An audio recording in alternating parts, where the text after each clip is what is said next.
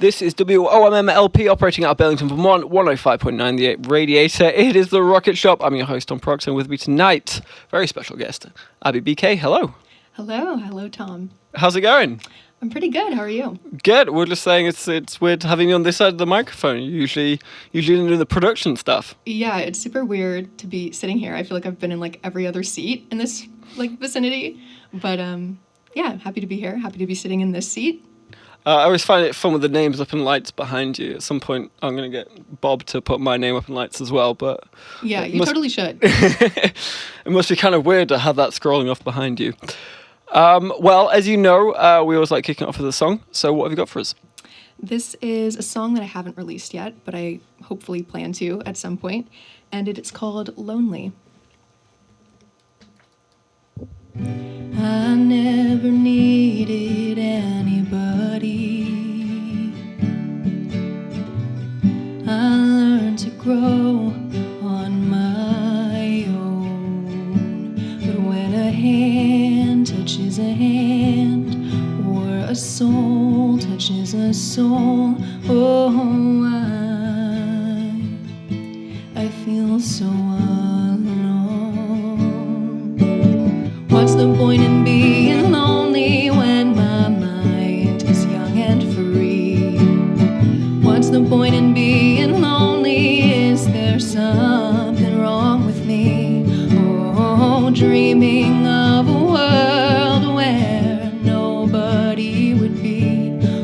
Oh, lonely, lonely, all alone.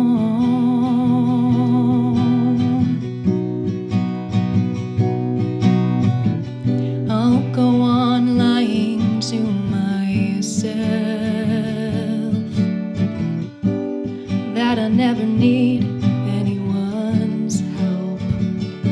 But when an eye meets an eye, or a friend meets a friend, oh, I understand. What's the point in being lonely when my mind is young and free? What's the point in being lonely? Is there something wrong with me? Oh, dreaming of a world where nobody would be. Oh, lonely, lonely, all alone. I sit all alone, waiting for life to begin. Oh, I mourn all alone, mourning all that has been. Oh, and dreaming of a world where nobody would be. Oh, lonely, lonely. 'Cause when a hand touches a hand, or a soul touches a soul, oh, I know I'm not alone, but I'm lonely, lonely, all alone. Abbey BK there with a Big Heavy World exclusive with Lonely. So, as you said, it's not been released, that one, but I did see that you have got a couple of releases.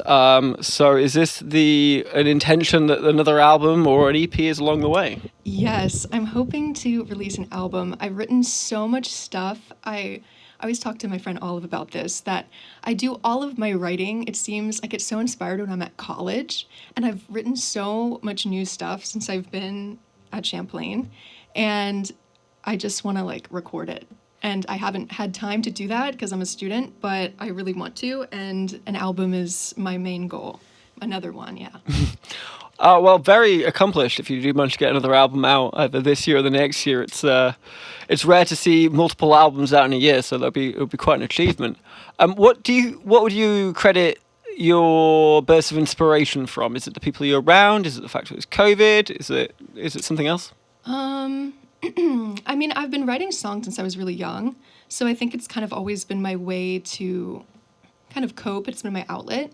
But I definitely would say that during COVID and quarantine, it was really a great time for me to sit down and record because, so senior year of high school, I was working in the studios at a small college where my mom works, and I was working with students from that college who were audio producers in that major. And because of COVID, that got shut down, which was a total letdown. So during quarantine, my birthday was rolled over into the whole quarantine thing on May 4th, and my mom got me like an at-home recording studio set up. So I've been figuring out how to record my own music, which has been a bit of a whirlwind, but it's super fun, and although I'm still kind of learning everything, I've really enjoyed it. Oh, that's amazing. And so, because you have that ability to just put down tracks whenever, is that kind of spurred your inspiration? You can kind of try new things, or are you kind of really just getting to grips at the moment with the how the whole thing works? I think it's kind of a mix of both. I feel like I'm kind of guilty of getting super excited about when I like complete something and then wanting to share it. But I'd say that I kind of experiment around with different sounds just because I'm still kind of figuring out. I have like a little like MIDI keyboard that has a ton of sounds on it, and I'm still experimenting and figuring out what all of them are. But I write on acoustic, so if nothing else, I just like to record my voice and my guitar. Is there any particular scenario or setting where you feel that creative spirit kind of comes in, or are you kind of an as and when person and writing notes on your phone while you're shopping in the supermarket? It's kind of like I never like plan it out. Like it's very spontaneous for me. I'll sometimes just be like out on a walk with my mom or something, and then I'll be like, oh, I have like this lyric and this tune in my head, and I'll usually, like you said, write it down in my notes. And what I like to do is record a little bit of it just so that I know the tune, because I can't write formal music, like music theory stuff. So it's really important for me to record it, just so I can remember it, which is, kind of essential. Yeah, we definitely. I mean, you've probably heard this from being around the studios, but there's definitely a duality with artists. Some are very, very particular about what they put down, and they'll spend days, weeks, months agonizing over one track and going back and forth. But it sounds like you're kind of the other way, where you've got it, you put it down, and then you show it off. What are the advantages to kind of your methodology? One thing that I explain too is when people ask me about my songwriting process is no matter how long it takes, which can range, I always finish a song in a sitting. Like if I can't just leave something unfinished. If I do, I'll never go back and complete it. So whether that sitting is like all day long or like an hour, it depends, but I will get it done. I think that's just like my determined energy or something. It's kind of funny, honestly. Yeah, for sure. And in terms of being at Champlain, great place, especially you've got a ton of recording equipment. You're surrounded by some real experts when it comes to music production, and some great bands have come out as there as well. So in terms of collaboration and being able to bounce ideas off, how have you found that this year? And are you looking to pair up or get into a band in future years, or is this solo thing this thing that you want to pursue at the moment? I think for me, I would say more of a solo act, just because I'm like really particular about what I do and like what I write. But I have met a lot of people that have really similar interests, and people who are either like working in the studio or have access to the studio. And it's been really great to meet those people and make connections that way, because, it's just free inspiration and new friends, which are two things that I'm totally down for. But in terms of like bands and stuff, I'd be open to maybe like joining something, but I think when it comes to like what I write, it's just so personal that I like to keep it kind of a solo act thing. And so you said you've been writing since a very young age. Just out of curiosity, how young is young? I think it's kind of hard to explain. I feel like it was ever since I could like write, honestly, because I didn't know how to play guitar, and I'm self-taught on guitar. And when I was younger, what I would do is I would have like journals where I would, have the kid diary entries, but then I would also write songs. And like I said, I didn't know how to write music, and I didn't know how to play an instrument. So I would have the tunes in my head, and I could sing them, and I would perform them, and sometimes, maybe like keep a beat or something. But besides that, like I didn't really know how to like advance it. I was not only young, but just, I didn't really know what to do with it. So I'd say I've been writing songs for a very long time, but I think it was probably around like middle school, early high school that it really came into fruition with the guitar because I worked at it. So yeah, I think that's kind of the sum up of that. And well, you said in your bio that then you decided to take it to the next level. So kind of what was the impetus behind that? What was the inspiration, and what do you mean by taking it to the next level? What I meant by that was it was kind of like terrifying for me to release my music because throughout the years I would sometimes post like a song or two and have people listen to it on like Instagram or something. But like my EP and my album are both out on like pretty much all of the platforms, Spotify, Apple Music, and all of that jazz. And it was just like terrifying to me. So I think that that's kind of like the next level is, realizing that like I do take this seriously and I want people to hear it. And I'm happy that it's out there and I want to continue to put it out there. And so it sounds like you really started stepping up in like high school and getting those kind of things out there. But then when you came to college, I'm assuming that's when COVID hit. Bars shut down, no live music. Kind of we were put on hold when it comes to actually seeing folks in public performing. What are your thoughts in terms of kind of getting out there now we're opening up? Have you got any plans to take this live? I totally would. I don't know where I'd start. I was really fortunate to have Big Heavy World and intern here as well and DJ here because this place has like opened me up to the music scene here, and especially during COVID, like to be able to see Rocket Shop shows and listen to other artists has been so great. And I remember like walking in here and being like, oh, I want to do that.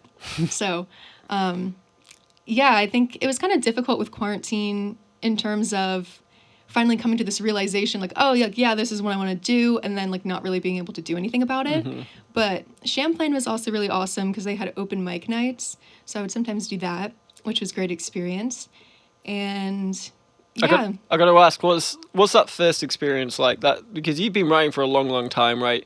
You've already got albums out, so they're out in the public, but putting out an album and having folks listen to it, be it in their headphones or even if they're sitting with you and playing it over the speakers, it's very different to getting on stage and you've got all the eyes on you and you've got your guitar in front of you. So yeah, tell me a little bit about that first experience, kind of getting on stage.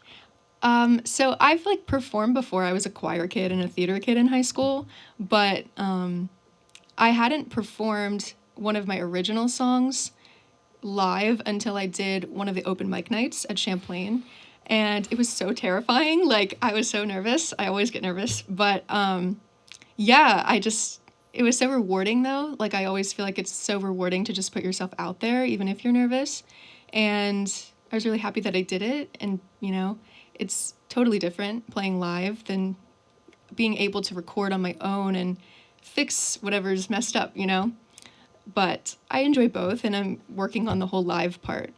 Yeah, for sure. And I guess that immediate feedback really comes into it as well. And I'm sure you probably learned a ton from it. It'll be great to see you back up on stage. Now we've got the everything's back open again. Well, I'd love to hear another song. So what have you got for us? This one is a bit of a fan favorite. I know a couple of my friends are probably listening in.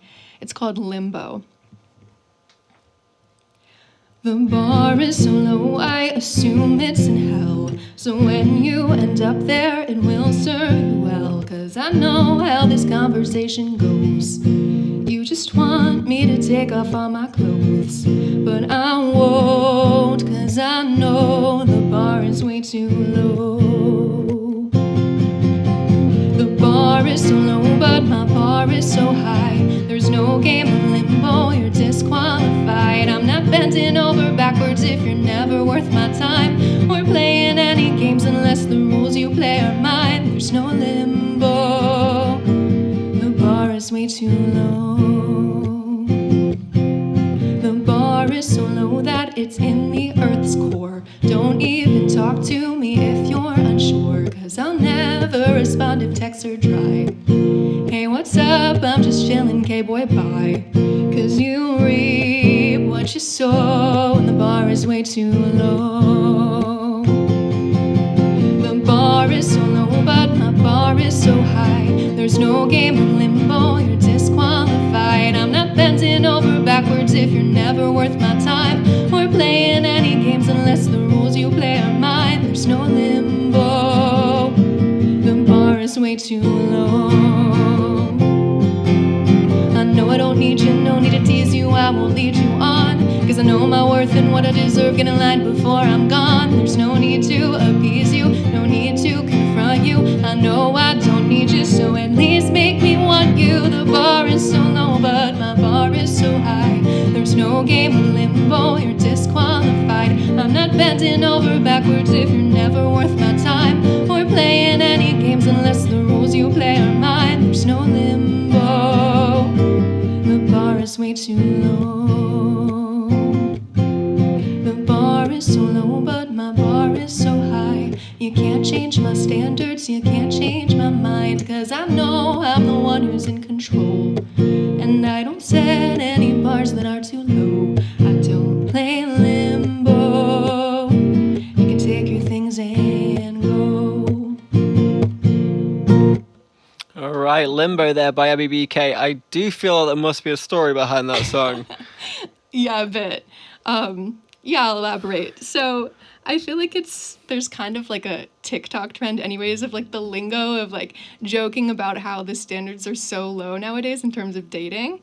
And so I just kept seeing these funny comments on TikTok. And it, funnily enough, a lot of the funny stuff I see on TikTok is really inspiring to my writing process. But I just kind of got, I kept hearing stories from my friends too about like horrible dating experiences, and I was like, this is just making me angry, because I was like, my friends deserve the world, and I was like, no, like I totally agree with these TikTok comments. So I was like, the bar is too low, so we're raising the bar.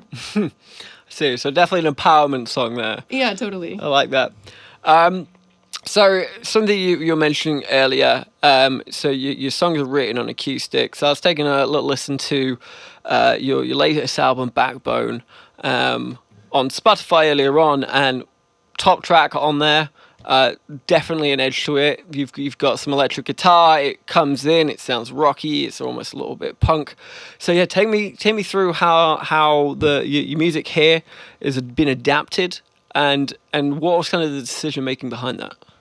Yeah, it's kind of hard to explain because I feel like, when I describe my genre, I kind of say I'm like folkish pop because I just write on acoustic. But in terms of like that particular song, Backbone, that you're speaking of, it did kind of take a rock turn. I just heard it that way because it was kind of badass, and like that's just how I heard it, because it was a really empowering song.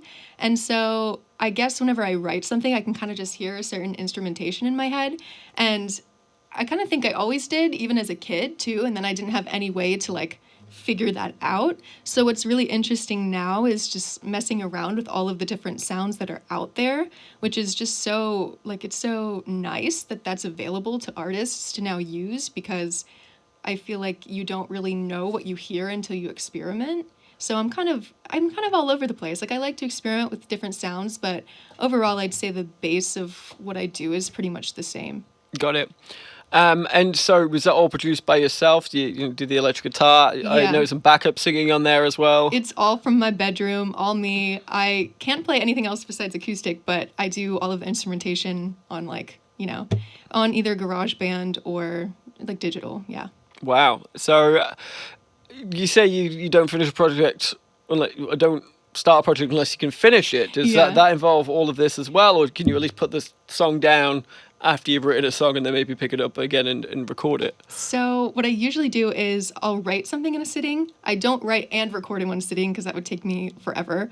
But when I do sit down to record, I typically do record in one sitting too, which is really funny because like my mom will say to me, like, I record in my bedroom and I'll like come out after like 7 hours of just sitting in my room with my voice completely shot just from doing all of the backups and all of the main vocals. And I'll just be like, do you want to hear it? And she's like, oh, well, I haven't seen you all day, but like, sure. So. I'm sure she must have heard it through the bedroom window, bedroom door several times. She definitely was hearing everything.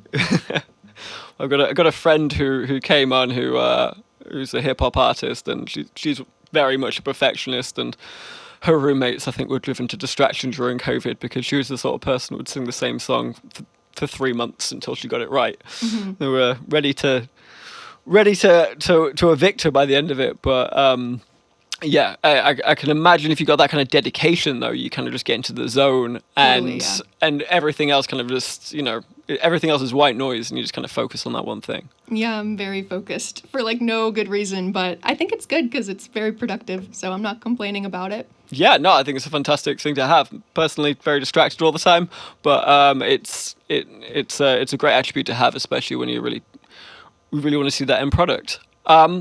So you came out with an EP in my mind, followed by the album Backbone. One question I love asking bands and artists is that first recording is always kind of like it's almost like your baby. It's something you agonize over. It's completely new to you. You make mistakes. You do some great things. You take it in turns and twists you didn't realize, and then that second time you go down to record, you've got all that knowledge you took from the first. So what changed between that first EP and that album? What did you learn in that process? I learned so much. Like I said, I had originally gone into taking this step to produce my music in a studio with people that knew what they were doing.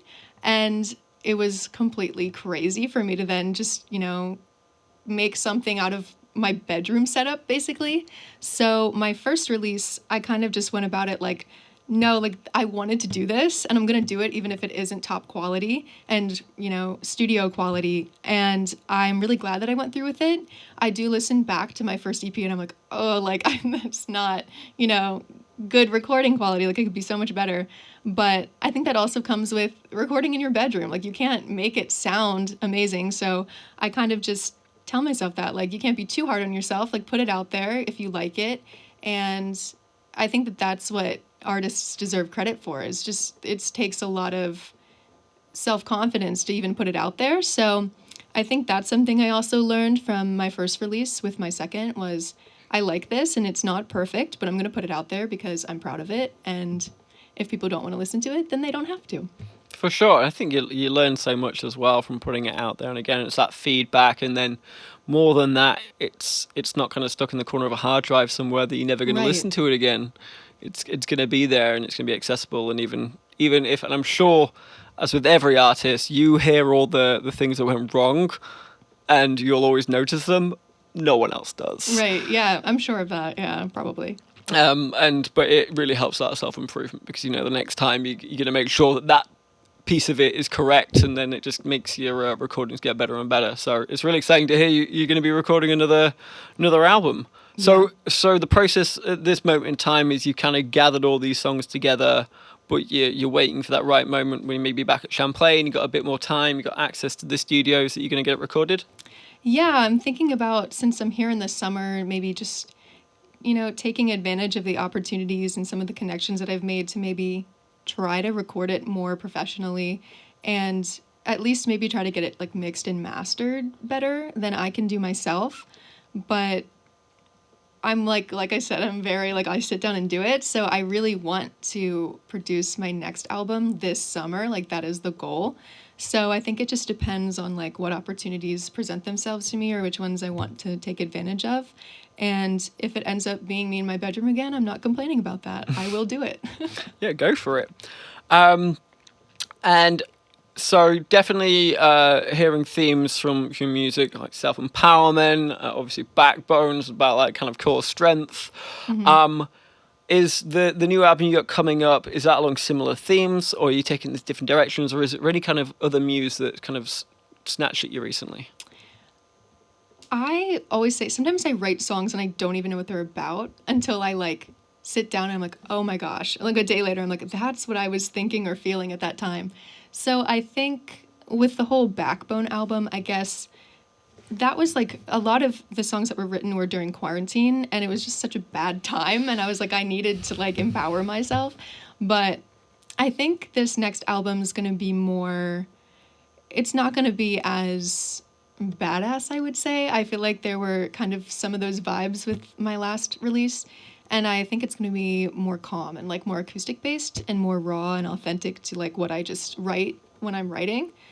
But then again, we never know because I might mess around with sounds on my MIDI keyboard and decide something completely different. So that's what I'm thinking now. So you don't ever set out with a particular theme. It's just kind of like the feeling and the place you're in at that moment. Yeah, I think the compilation of songs I've written so far kind of are similar in a lot of ways. They're slower and they're more love song based and less, I don't know, like personal experience or like empowerment or something. So I think it will be nice. It's going to be a change, which is good because nobody wants to hear the same thing over and over again. And yeah, I'm just really excited to start recording them. Yeah, for sure. And so, in terms of getting it out there, I did see you got an Instagram. It's great that you're on all the different platforms. You kind of mentioned TikTok before. A huge way people get noticed these days is recording on TikTok. Have you put your songs out there on there, or is that kind of a step too far at this moment in time? I've posted a few videos of me playing on TikTok. They haven't gone viral whatsoever. They get like 30 views. But one thing that I did do, which is kind of interesting, which is totally cool, that is now like available through like DistroKid and like the other platforms that you can release your music on, is you can have your songs be used on those apps as like, background music or something. So that's available on TikTok. So if anyone wants to use my sounds, go ahead. But I was thinking about maybe like trying to continue to post videos of me singing on TikTok because you never know. But I don't know. I think whatever I feel at the time is kind of what I end up doing. And TikTok is just, you get stuck on TikTok, and I don't know if I want to be one of those people that's on TikTok, if that makes sense. Yeah, for sure. You'll end up getting pressure to release an album or Yeah, a song right? every 3 days Yeah. or whatever. Yeah, it's definitely put undue pressure on you. I think just getting the albums out is probably the better aim for the moment. Well, we've got time for about one more song, so yeah, I'd love to hear what you got to play us out with. All right. This is Back to Myself.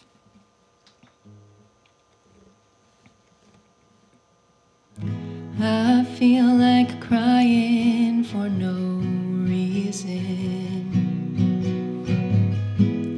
Maybe it's just that type of season. Every time I'm on a high, I find a way to fall. But every time I'm on the ground, I find a way to crawl back to myself.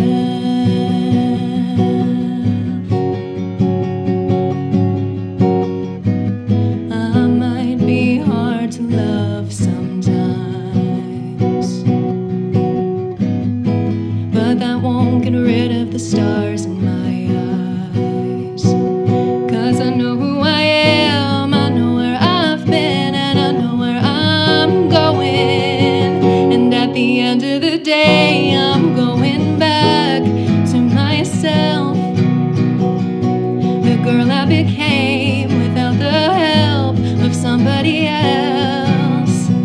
And at the end of the day, I'd say I'm proud to be her, 'cause it took a while to finally see her, but she's back. Oh, I'm back to myself. I've walked through fire, I've seen flames. I've met problems with many names. But at the end of the day, I know that I can face it all. 'Cause every time that I fall down, I stand up tall.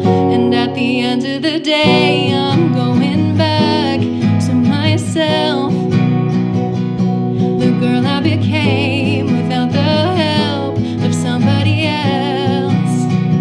And at the end of the day, I'd say I'm proud to be her, 'cause it took a while to finally see her, but she's back.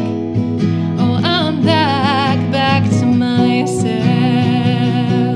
And it feels good to know that I am good. It feels good to know that I am fine. I'm a force that never stops till the end of my time. And it feels good to know that I am strong. It feels good to know I'll move along. In this life, there's just no time to worry what's wrong.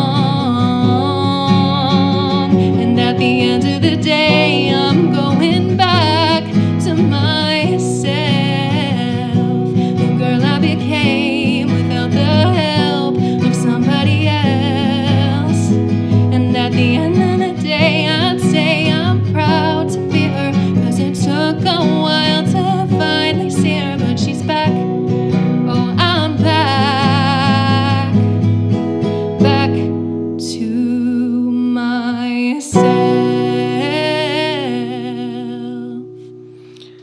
Abbey BK playing us out there. Thank you so much for coming in tonight.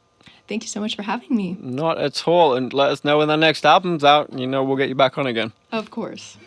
Well, you can catch us next time. We got Sean Hudd coming in from Eastern Mountain Time. I actually met him this morning for coffee. So it'll be great to have a good conversation with him. But that's all we've got time for tonight. This has been WOMMLP, The Radiator, The Rocket Shop. I've been your host, Tom Proctor, and good night.